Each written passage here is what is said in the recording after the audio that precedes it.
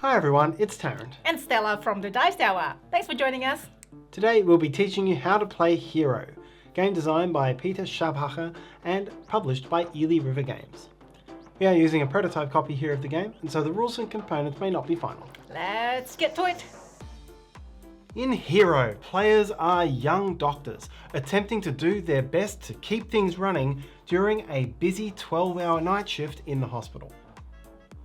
Faced with the continuing arrivals of new patients, players must use their own skills and the help of the staff to heal patients, earning heroic deeds in the process. All the while managing office politics and trying not to create too much chaos, and keeping a lookout for a few quiet moments to get a bit of shut-eye. When the night is over, the player who has best managed all of the aspects of being an overnight doctor will win the game.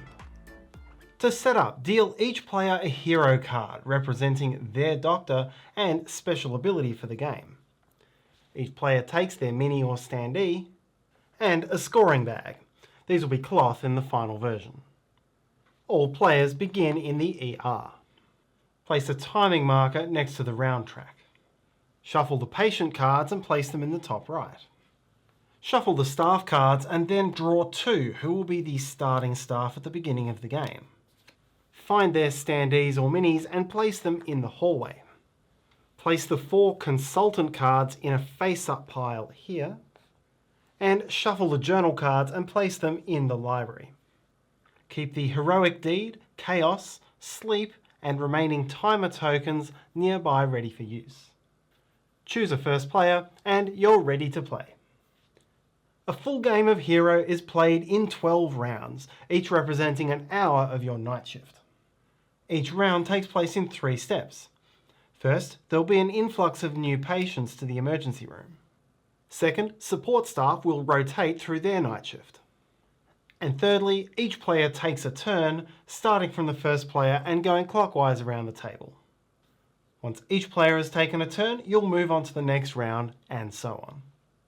Once the final round is over, players count up all of the scoring tokens they've collected in their bags through the game and determine who's won. And since this combination informs a lot of the actions you'll take, I'm going to explain how the final scoring works now. First, you'll count up the total number of sleep tokens you've collected through the game. If you haven't collected at least 6, then you automatically lose the game. If you have more than 6, then every excess sleep above 6 lets you discard 1 chaos token. Then you'll count up your remaining chaos tokens. You'll be collecting these through the game every time you do something which is going to annoy your boss when they find out in the morning. If you have 10 or more chaos tokens, then you automatically lose. Anyone who's still in the game refers to the back of the rulebook to determine how many heroic deed tokens they lose based on the number of chaos tokens they've collected. The player with the most remaining heroic deeds will win. The first step of each round is to manage patients. First, remove 1 timing token from the corner of every patient in the hospital. These represent how long the patient is willing to wait around to be treated. If a patient now has no timing tokens, discard it from the game, and all players gain chaos tokens equal to the number in the bottom left corner of the card. Then draw new patients into the ER according to the current round. If you're in the first 4 rounds, you'll draw 1, in the second 4 rounds you'll draw 2, and in the third 4 rounds you'll draw 3. When a new patient enters play, check how long that patient is willing to wait and place the appropriate number of timing markers on the card. If you need to draw a new patient card and all ER beds are full, then the new patient is turned away and all players gain 1 chaos. Next, you'll rotate staff. If there are any staff cards in the 1 hour to go slot, then find their minis or standees and remove them from the board and discard the cards. Slide all cards down to the next row and draw 2 new cards and place their standees or minis in the hallway. There are 2 copies of each staff card in the deck. Then it's time for player turns. Starting from the first player and going clockwise around the table, each player will take a turn. The round's first player will rotate clockwise each round. The first step of your turn is to admit one more patient to the emergency room, exactly the same way that we did at the start of the round. The penalty for all players is the same if the ER is full. Then you may take a total of 3 main actions and 1 bonus action. The first main action is move, and it allows you to move 1 step to an adjacent room. There are 6 rooms: the ER, OR, ICU, hallway, call room and library. When you move, you can bring 1 staff member with you for free. And you can bring 1 patient with you at the cost of 1 chaos token. And you could do both, so it would be allowable to move into this room with both a patient and a staff member at the cost of 1 chaos token, which you'll add to your bag. The second main action is run, and this allows you to move more quickly, moving 2 spaces instead of 1. But hospital is no place for such dangerous running, and so you'll take 1 chaos token. You can run with staff or patients, and you can freely pick up and drop off between the 2 moves of your run. But only for a single patient and a single staff member. You could not run in and out of the same room with different staff or different patients. If you run with a patient, then you'll end up getting a total of 2 chaos, 1 for the run and 1 for moving with a patient, even if you move the patient 2 spaces. The third main action is study, and you can only do this if you're in the library room, and it simply allows you to draw 1 journal. Journals are added to a personal tableau of up to 4 journal cards, and each of these will give you some extra ability in one of the 4 types of icons you need to treat patients. If you ever wish to draw another journal above 4, then you must discard one of the ones you already have. The exception to this is if you draw a comic book. This never enters your tableau and just gives you some well-earned rest. Discard the card and add a sleep token to your bag. The fourth main action is the major one in the game, treating patients. To take this action, you must be in a room with a patient who needs treating. You'll then need to demonstrate the availability of treatment icons equal to the cure cost for that card. Some cards have more than 1 option for the icons you'll need. Total up all of the icons and effects, positive or negative, on your player card, any journals in your tableau, anything printed on the room, the operating room and ICU have bonuses, and anything showing on the cards of staff members who are in the room.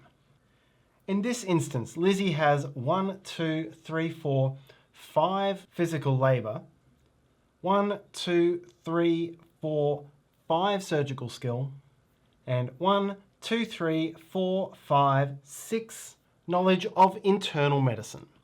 That is enough to cure this patient.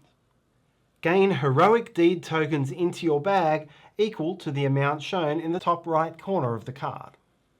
Then discard the patient.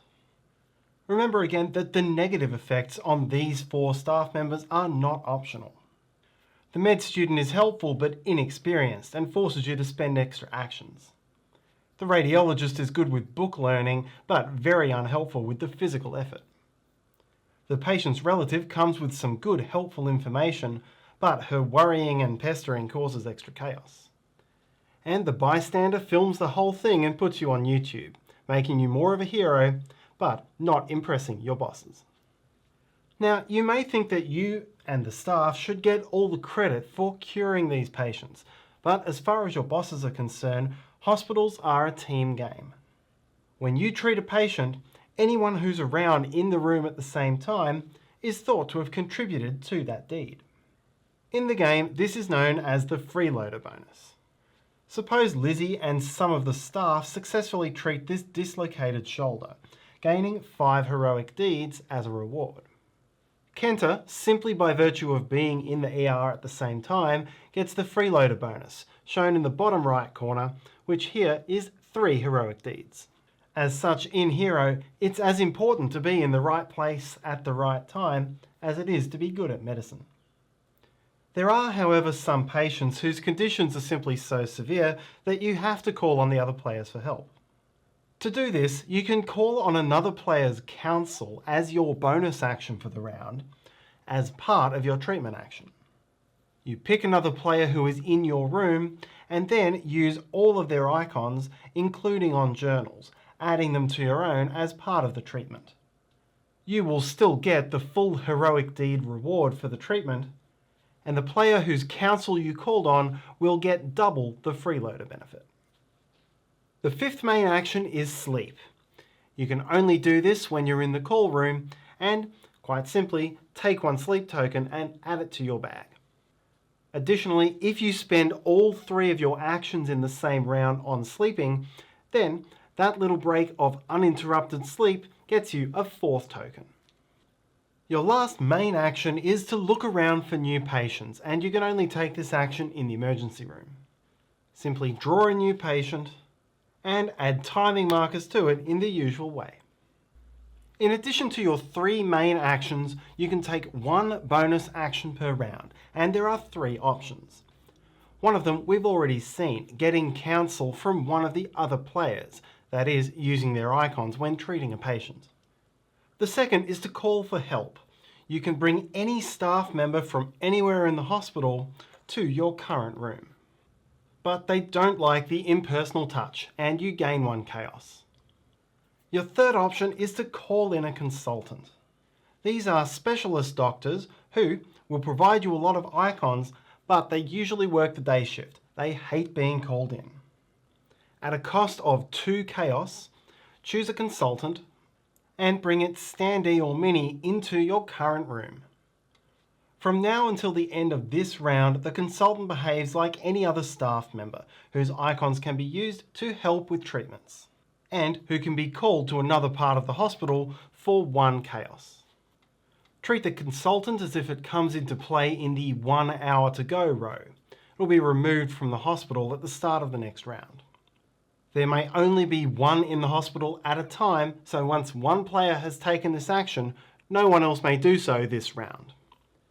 Once the final round is complete, players empty their bags and count up their sleep, chaos, and heroic deeds as described before. The player with the most heroic deeds wins.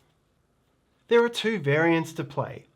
Instead of playing the full night shift, you can just play an 8-hour evening shift. The game plays under the same rules, except that the minimum number of sleep tokens you need to avoid elimination is 4 instead of 6. Players can also choose to put the office politics aside for a fully cooperative game. Heroic deed and sleep tokens are now kept face up instead of face down. And there are no freeloader bonuses given out. However, the chaos pool is effectively shared, and if a patient ever leaves the hospital, that chaos is placed once into the shared pool, not once per player. If the pool ever has at least 4 more chaos than the number of players playing, then the game is over and the players lose. And that's how to play Hero. Check out the project page of Hero. We'll put the link in the description below so you can check it out. If you find this video useful, please help us by hitting that like button and subscribe to the Dice Tower if you haven't already done so. And if you have any questions, comments or feedback, please leave that in the comments section below. Thanks for watching and see you next time.